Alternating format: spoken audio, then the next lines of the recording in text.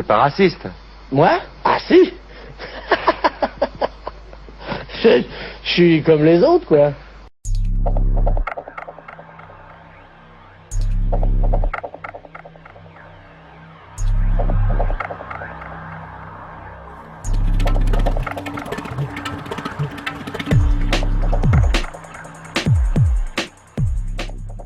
Je considère que le lobby juif, pas seulement en ce qui me concerne, est capable de monter des opérations qui sont indignes. Et je tiens à le dire publiquement. Et certains même redoutaient que les Juifs, jusqu'alors dispersés, mais qui étaient restés ce qu'ils avaient été de tout temps, c'est-à-dire un peuple d'élite, sûr de lui-même et dominateur. Dernière en date, Valéry Giscard d'Estaing. Glissement des mots, aujourd'hui sur le sujet, carrément il parle d'invasion, de quota zéro d'immigration et surtout de droit du sang. On est français si son père et sa mère le sont. Tout n'est pas rose en France, pourquoi l'équipe est quand même belle. L'équipe est bleue et multiraciale. Ah, ça c'est sûr.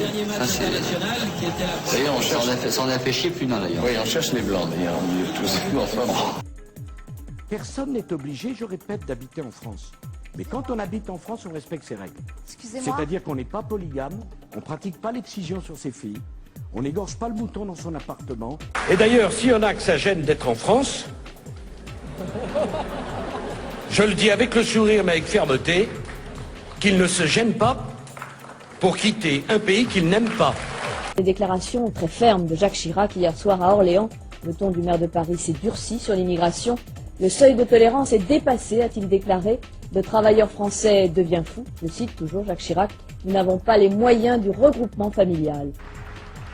Si vous ajoutez à cela le bruit et l'odeur,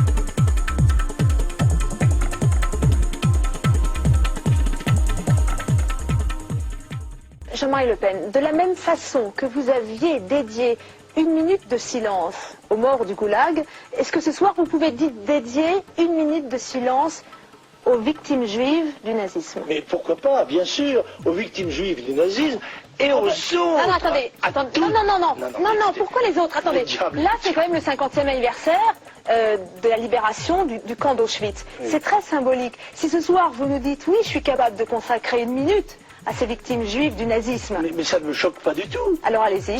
Alors on l'a fait. Faites-la alors. Ça ne me choque pas alors, du tout. Alors faites-la.